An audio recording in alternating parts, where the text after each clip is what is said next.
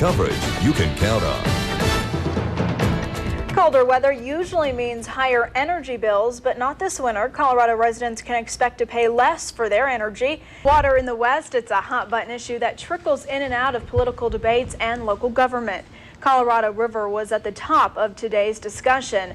A gas scare forces the evacuation of a Mesa County building. Employees of Mesa County Animal Services were cleared from the facility just before 1 this afternoon. Authorities say construction workers were digging directly in front of that building when their backhoe apparently hit a gas line. What was the ambulance for? I saw that in there. I don't know. Just in case they do that. Yeah. Oh, really? Yeah. See, you grew up in the Secret Service family, and I did. so you know all of the interior workings of the Secret Service, and if something It's all happens, secret. I don't know anything. No, whatever. People magazine has released their best dressed actresses for 2006. And if it's not going to be Keira Bresnahan, it may as well be Hollywood actress Jennifer Aniston. Congratulations Got your to fashion them, news and for that. That's all the time we have for now. Thanks for watching, everyone. We hope you join us back here tomorrow, right after Oprah.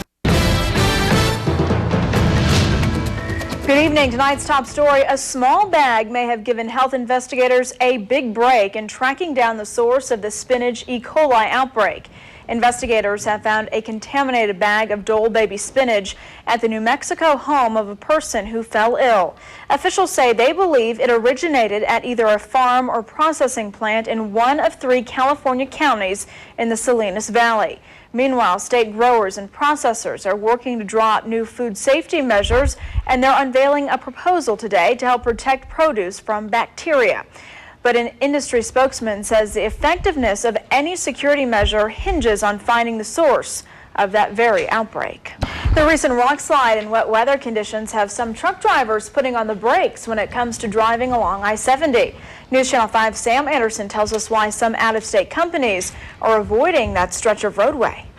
CDOT says all federal and interstate highways in Colorado do require chains. Truckers will be notified when chains should be used. Just 2. Yeah, right into first forecast with Mark Mathis, and not so nice already. It looks like winter up in the high. Yeah, I know, and it's kind of dreary here in the valley as well. Weather in just a few minutes here. Sounds good. Thanks, Mark.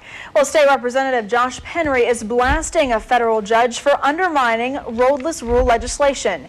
Yesterday, a U.S. District Court judge overruled the Bush administration and reinstated the Clinton-era policies prohibiting road construction in the national forest areas.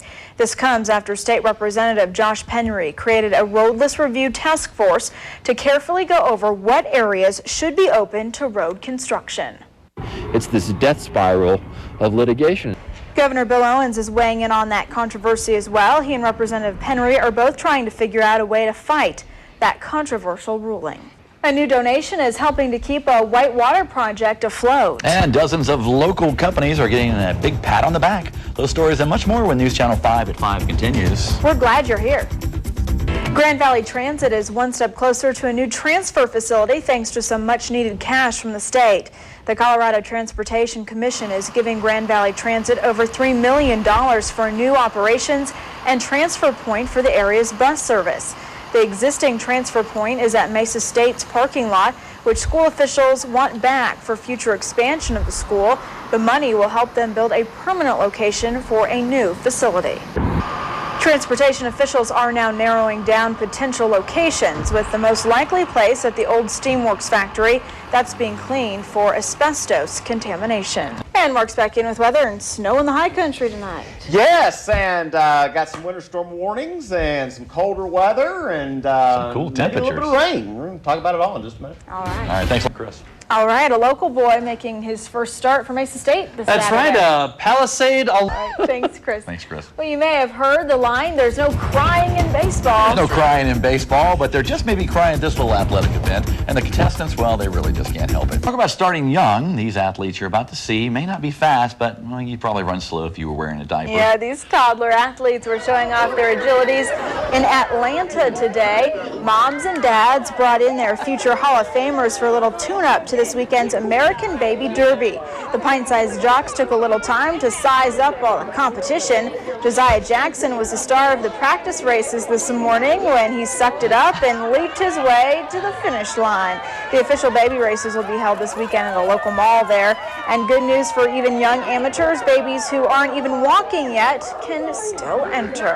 How cute. Well, Jeremiah did win, but he obviously had to take a drug test after.